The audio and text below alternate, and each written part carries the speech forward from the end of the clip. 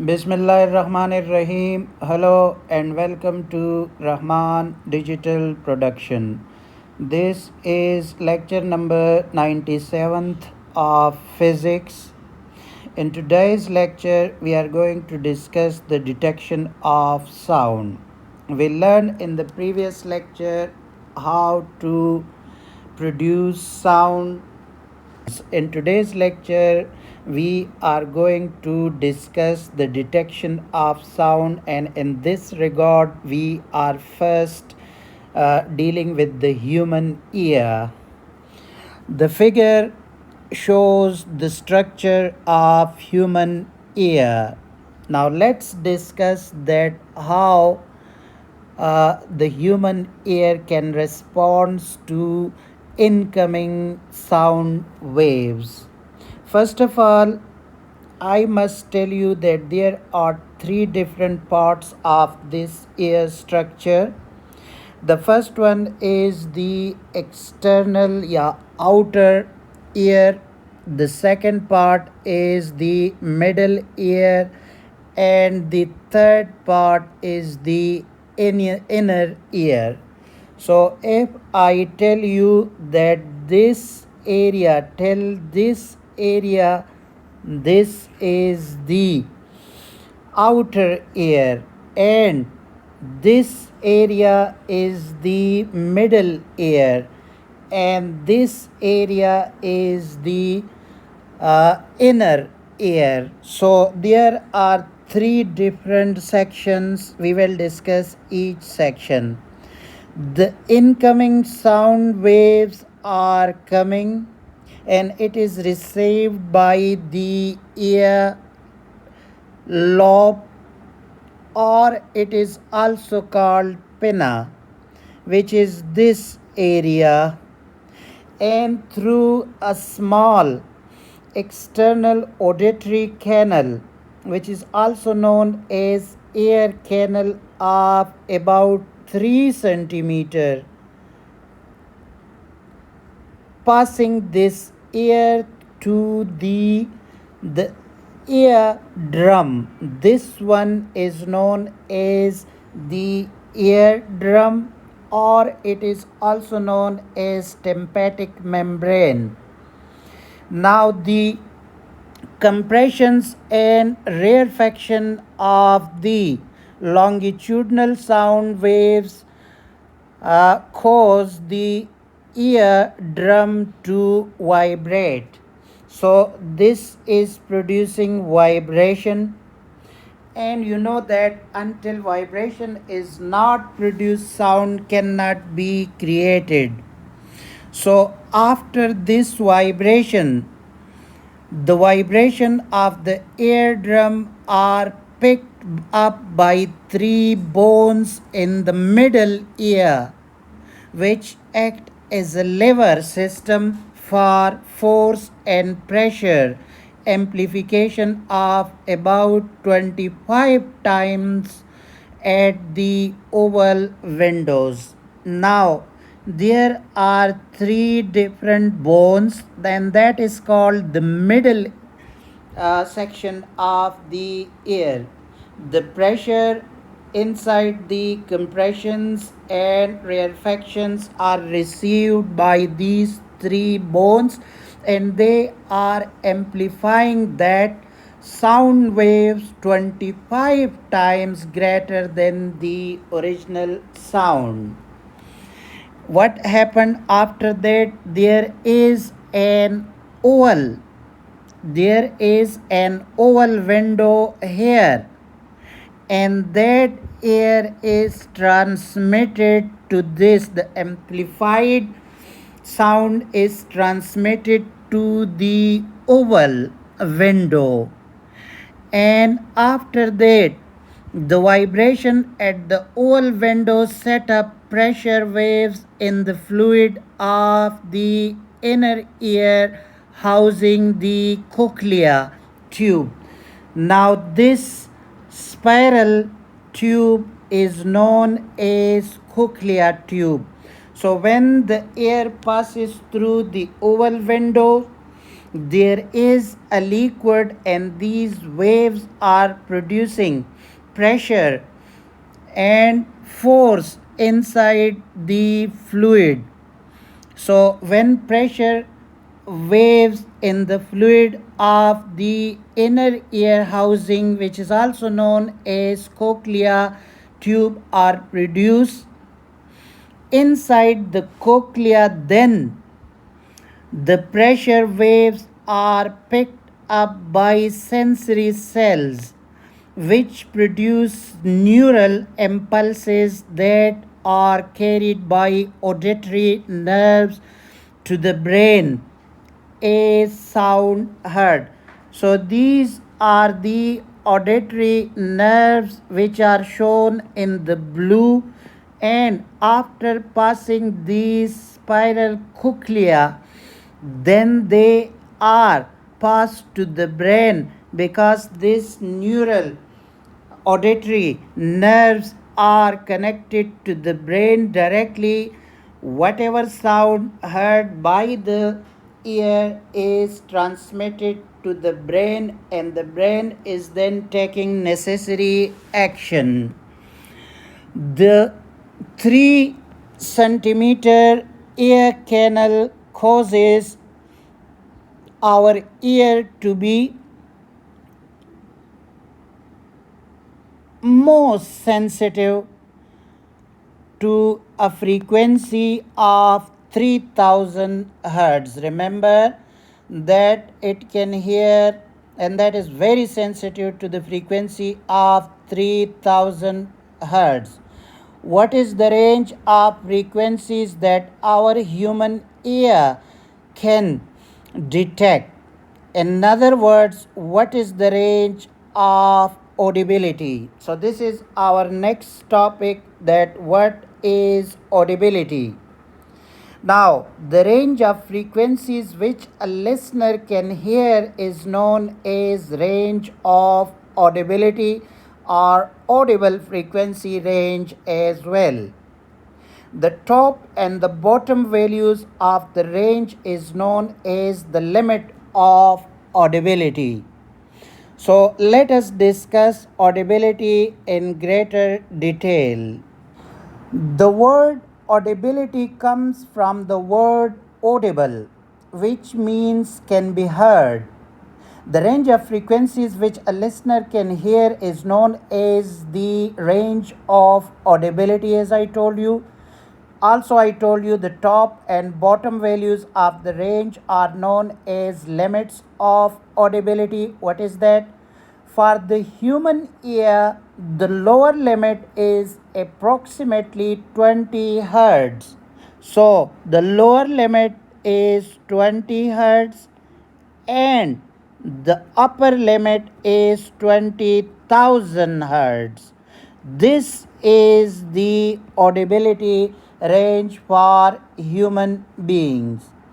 So, in other words, our ears are supposed to be able to hear sound with frequencies that are greater than 20 hertz and less than 20,000 hertz, which is also known as 20 kilohertz. So, different people have different ranges of audibility.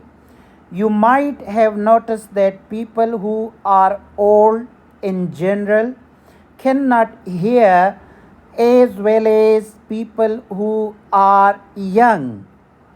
The ability of the eardrum to respond to sound decreases with age. The range of audibility becomes very much reduced as the lower limit rises and the upper limit falls. We can show that our ears cannot hear sound of either very high frequencies, which is also known as ultrasound, or very low frequencies known as infrasounds.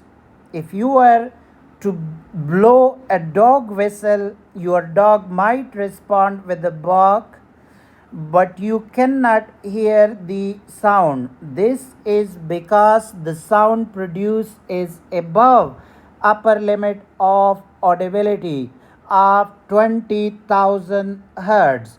Your dog can hear the sound uh, because the upper limit of audibility for dogs is higher than 20,000 hertz. Other examples of ultrasound include oscillating quartz crystal and sound produced by bats. Ultrasound can pass through many substances that sound in the audible range cannot. They can be used to detect mines in the sea and a fetus in the womb. Similarly, we can show that our ears cannot hear sound of very low frequencies by setting a long strip of metal into vibration as shown in the figure which is now on your screen. Although the metal strip is seen vibrating, no sound is heard because the sound produced is below the lower limit of audibility of human ear. Now let us observe the spectrum of sound frequencies. You can see that there are three types of animals are given, in which one is human, and the audible frequency range of human is from here to here. So it means that the human ear can detect a sound which is between 20 hertz and 20,000 hertz as discussed earlier. In comparison to the human ear, dogs can detect sound which are higher than 20,000 hertz. So they can uh, hear the ultrasonic sound which the human ear cannot. And ultrasound are mostly used in medical diagnosis. So this is the frequency range for the dogs, this one, and this one is for bat. Now bat can hear more than the dogs as well. So this chart of different frequencies or the spectrum of sound frequencies will give you an idea that human ear can detect a sound between these frequencies, similarly dogs and bats. So that was the whole story about the detection of sound. Now we are turning our focus to the next topic, and that is the reflection of sounds. Just like there was a reflection of light, can sound also be reflected? Yes. One example of reflection of sound is the formation of echoes. The formation of echoes. There will be an H as well. So, an echo is the reflection of sound. As in the case of light waves, sound waves also undergo reflection. You can see the figure, and this figure is showing a simple experiment to illustrate the reflection of sound. Now you can see that this is the source of sound, such as ticking the clock. Through this tube, it is going to the hard flat surface such as wall, and after the reflection the ear can detect reflected sound loudest when angle of incident I, which is this one, and angle of reflection, which is this one, are equal with each other. So if you are putting an ear here, you will listen fainter sound is compared to this place. So it means that there is a wooden block between these two, source and detector. Why? To stop sound from source traveling directly to the ear. So there is a wooden block here, so you don't have to consider that this sound is directly going to the ear from here to here. So this block is blocking the sound. However, if you remove this block, then this experiment will be of no use, and one can say that no, it is not reflected. Wise, it is going directly from source to the detectors. So an echo is the sound heard after the reflection of sound from hard, flat surfaces such as a distant cliff or wall. If you stand some distance, say 50 meters from a wall in your school, and clap your hands once, you will hear an echo of your clap reflected from the wall. And that is shown in this figure. So when you are clapping, it means that the sound waves are traveling toward hard, flat surfaces, and they will be reflected back when you are away from the wall. If you are very nearer to the wall, then you won't hear the sound being reflected back to your ears. So, however, if you try to give a shout in an empty gymnasium in your school, the effect will be different from that in the figure. Instead of hearing a single distinct echo, you will hear many echoes caused by the multiple reflections of sound from the many reflecting surfaces, such as the ceiling and the walls of the enclosed gymnasium, as we can see this in this particular example. Echoes caused by multiple reflections from the numerous reflecting surfaces of a large hall create an impression that a sound lasts for a long time. We call this effect of prolonged sound due to the merging of many echoes, reverberation. So there are different terminologies used in the music industry. They are ambient and reverberation. Those halls in which multiple sounds can be heard simultaneously are not considered to be a good construction piece. So the engineers are always keeping in mind different aspects to reduce echoes and reverberations as well as the ambient. So, the effect of reverberation is very important in the design of buildings, particularly for large halls. Now, the figure shows the various possible paths of sound from a speaker reaching a listener sitting in a large hall. You can see that there are different paths.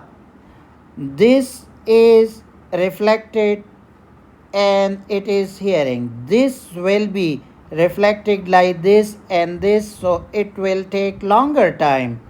This will take longer time as compared to the path 2 and 1. And one sound is going directly to the listener. So there are different paths in the hall, and the listener will listen multiple sounds, which is known as reverberation. Now in this case, path 1 is the case where the sound reaches the listener directly. Part 2 to 4 are just some example of sound from the speaker reaching the listener by single or multiple reflections. A well designed hall would have the right amount of reverberation for its use. A concert hall is designed differently from a conference room. Too much reverberation causes musical sound and voices to become indistinct, while too little reverberation causes the musical sound and voices to appear weak.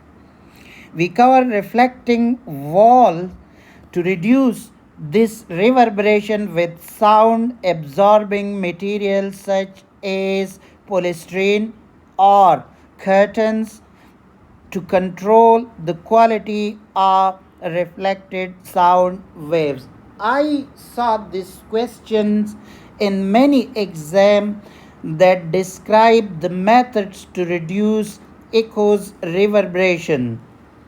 So, when there is a large area of holes in which there are multiple sounds coming to the listener, we can put the curtains on the wall so it will absorb the sound and will not reflect it. Only the direct sound from the speaker to the listener will go and other will be absorbed. Similarly, we can make the floor of that hall is a carpeted one, so it will also play the role of absorbing material.